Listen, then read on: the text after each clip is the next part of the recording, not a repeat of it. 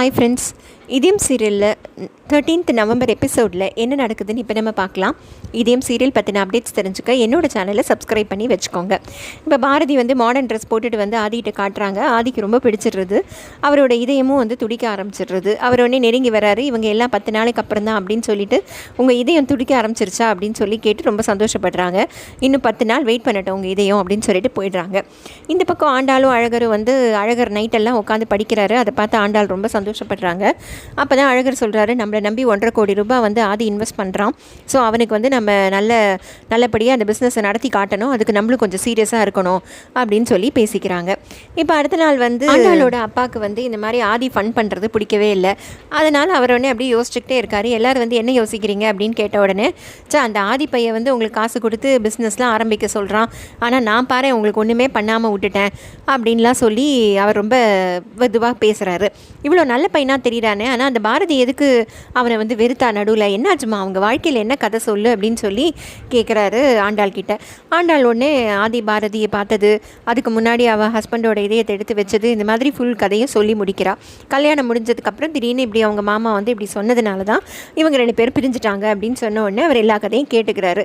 So இப்போ தர்மலிங்கத்துக்கு உள்ளுக்குள்ளே எப்படியாவது ஆதியை ஏதாவது ஒரு ரூபத்தில் பழிவாங்கணும் அப்படின்னு ஒரு எண்ணம். இந்த கதையெல்லாம் கேட்ட உடனே ஆண்டாள் ஏதோ ஃபோன் வந்ததுன்னு போன உடனே இவர் தர்மலிங்கம் நினச்சிக்கிறாரு, நீ உன்னை பாரதி மன்னிச்சிருக்கலாம், ஆனால் உன்னையும் உன்னோட அம்மாவையும் இந்த கொலை வழக்கில் மாட்டாமல் நான் விட மாட்டேன். பாரதியோட ஹஸ்பண்டை கொலை பண்ணீங்கல்ல, அந்த வழக்கில் உங்களை கண்டிப்பாக நான் போலீஸ்கிட்ட பிடிச்சி கொடுப்பேன் அப்படின்னு சொல்லி அவர் உள்ளுக்குள்ளே கருமிக்கிறாரு. இங்கே பாரதி வீட்டில் ஆதிக்காக வெயிட் பண்ணிக்கிட்டே இருக்காங்க. ஆதி எங்கேயோ காலையில் தமிழை விட்டுட்டு வெளில போனவர் இன்னும் வரவே இல்லை அப்படின்னு சொல்லி வெயிட் பண்ணிகிட்டு இருக்காங்க. அங்கே ஆண்டாள் வராங்க. என்ன யாரை எதிர்பார்த்து காத்திருக்க அப்படின்னோடனே, இல்லை ஆதி காலையில் ஸ்கூலில் கொண்டு போய் தமிழை விட்டார், அப்புறம் காணவே காணோம், எங்கே போனார்னே தெரியல. சரி, அவள் இல்லாத போது ஏதாவது பேசி இவரோட மனசில் இடம் பிடிக்கலான்னு பார்த்தா இப்படி இருக்கவே மாட்டேங்கிறாரு வீட்டில் அப்படின்னு சொல்லி சொல்கிறாங்க பாரதி. இது கேட்டவுடனே ஆண்டாள் சொல்கிறாரு, இன்றைக்கி மட்டும் நீ அவரை திட்டினா நான் ஒத்துக்கவே மாட்டேன், ஏன்னா அவர் எங்கள் வேலையாக தான் வெளியில் போயிருக்காரு அப்படின்னு சொல்லிட்டு இந்த மாதிரி ஜவுளி கடை வைக்க போகிற விஷயத்தை பற்றி பாரதி கிட்டே இப்போ தான் சொல்கிறாங்க. பாரதி உடனே பயங்கரமாக சந்தோஷப்படுறாங்க. அப்போ உடனே ஆண்டாள் சொல்கிறாங்க, பணம் இருந்தால் கூட அதை இப்படி ஃப்ரெண்டு கொடுக்கணும்னு நிறைய பேருக்கு மனசு வராது, அந்த மாதிரி மனசு ஆதிக்கு இருக்குது, அவரை என்றைக்குமே நீ விட்டு பிரிஞ்சிடாத பாரதி, அவர் மனசு கோணாமல் நடந்துக்கோ அப்படின்னு சொல்லி சொல்கிறாங்க. ஆமாம், இந்த ஒரு குணத்தை பார்த்து தான் நான் ஆதியை விரும்பினேன். ஸோ நான் கண்டிப்பாக ஆதியை விட்டு இனிமேல் பிரியவே மாட்டேன் அப்படின்னு பாரதியும் சொல்கிறாங்க. இப்போ ஆதி எங்கேயோ காரில் போயிட்டே இருக்காரு. அப்போ கால் பண்ணி யாரோ சொல்கிறாங்க, இந்த மாதிரி ஒரு இடம் இருக்குது, பார்க்குறீங்களான்னு கேட்குறாங்க. அவர் உடனே சொல்கிறாரு, நான் அழகர் அனுப்புகிறேன், ஏன்னா அவனுக்கு தான் மதுரை நன்னா தெரியும், ஸோ நான் அழகர் அனுப்புகிறேன், நீங்கள் அங்கே வந்துருங்க, அழகர் உங்களை காண்டாக்ட் பண்ணுவான் அப்படின்னு சொல்லிட்டு அழகருக்கு ஃபோன் பண்ணுறாரு. அதுக்குள்ளே அழகரும் ஆண்டாளும் சினிமாவுக்கு போகிறதுக்கு கிளம்பியிருக்காங்க. உடனே அழகர்கிட்ட இவர் சொல்கிறார், இந்த மாதிரி போய் அந்த ஆளை பார்த்து அந்த இடத்த பார்த்து பாடுறா, உனக்கு ரொம்ப பிடிச்சிருந்தா நீ முடிச்சுட்டு வந்துடு, இன்றைக்கே நம்ம அட்வான்ஸ் கூட பண்ணிடலாம் அப்படின்லாம் சொல்கிறாரு. சொன்னோடனே சரி சரி அப்படின்னு ஒரு மாதிரி கேட்டுட்டு, சேண்டா நாளைக்கு போகக்கூடாதா அப்படின்னு கேட்குறாரு அழகர். உடனே ஆதி கேட்குறாரு, ஏண்டா இன்றைக்கி தான் வேலை இருக்கா அப்படின்னா, இல்லை இப்போ தான் நானும் ஆண்டாலும் சினிமாவுக்கு போக ரெடியாகி கிளம்பிட்டுருக்கோம் அப்படின்னோடனே, ஏண்டா உனக்கு பொறுப்பு இருக்கா, இப்போ சினிமாவா முக்கியம், முதல்ல போய் இந்த இடத்த பார்த்து ஃபைனலைஸ் பண்ணுறா அப்படின்னோடனே அவர் ஃபோனை வச்சுட்டு ஆண்டாள் கிட்ட சொல்கிறாரு, ஆதி என்னை ஒரு இடம் போய் பார்க்க சொல்கிறா, நம்ம சினிமாவுக்கு அப்புறம் போய்க்கலாம் அப்படின்னோடனே ஆண்டாள் எப்படி வருத்தப்படுறாங்க. அதெல்லாம் அவங்க பார்த்துட்டு இருந்த அவங்க அப்பா உடனே சொல்கிறாரு, இதுக்கு தான் ஒருத்தங்கிட்ட கை நீட்டி காசு வாங்கினீங்கனாலே இப்படி தான் இருங்க மாப்பிள்ளை அப்படின்னு சொல்லிட்டு ஒரு 50 லட்ச ரூபாய்க்கு செக் எழுதி கொண்டு அழகர் கையில் கொடுத்துட்டு, இனிமேல் நீங்கள் ஆதி கொடுக்குற காசெல்லாம் வேணான்னு சொல்லிவிடுங்க, நான் கொடுக்குற காசை நீங்கள் வச்சுக்கோங்க அப்படின்னு சொல்லி கொடுக்குறாரு.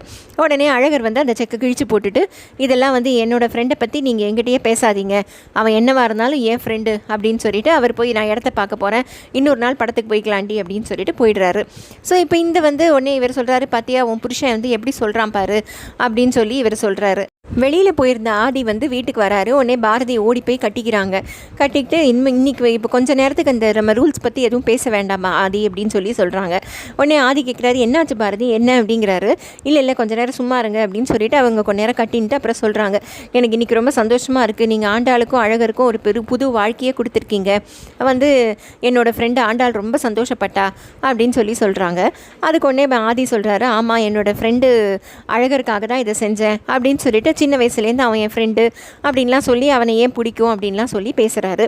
அதே மாதிரி இவங்களும் சொல்கிறாங்க, எனக்கு ஆண்டாள்னா ரொம்ப பிடிக்கும், அவள் தான் எனக்கு ரொம்ப பிடிச்சவ, என்னோடய ஃப்ரெண்டுக்கும் உங்களோட ஃப்ரெண்டுக்கும் நீங்கள் வந்து ஒரு நல்ல வாழ்க்கையை காட்டி கொடுத்துருக்கீங்க அப்படின்லாம் சொல்லி ரொம்ப சந்தோஷப்பட்டுக்கிறாங்க. அதே சொல்கிறாங்க, நான் வந்து கர்ணரோட கவச குண்டலம் மாதிரி உங்களை விட்டு பிரிஞ்சு எங்கேயுமே போகமாட்டேன் அப்படின்னு சொல்லி சொல்கிறாங்க.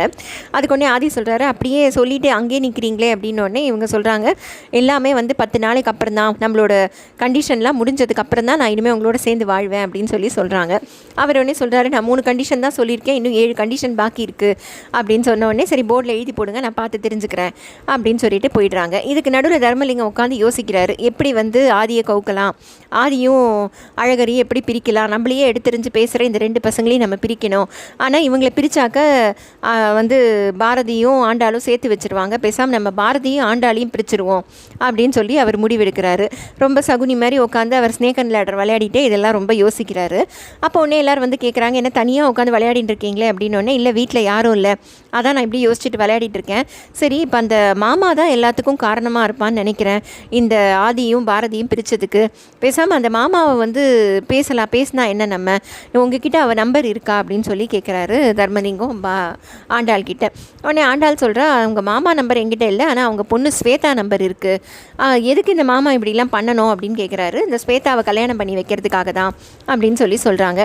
சரி, ஸ்வேதா நம்பர் இருக்குது அப்படின்னு உடனே ஸ்வேதா நம்பரை கொடுங்க அப்படின்னு சொல்லி கேட்குறாங்க தர்மலிங்கம். அதுக்கு உடனே அவங்க ஆண்டாள் சொல்கிறாங்க, என்கிட்ட இல்லை, மாமா கிட்ட தான் இருக்குது அப்படின்னு சொன்ன உடனே சரி கொஞ்சம் வாங்கி கொடு அப்படின்னு சொல்லி கேட்குறாரு.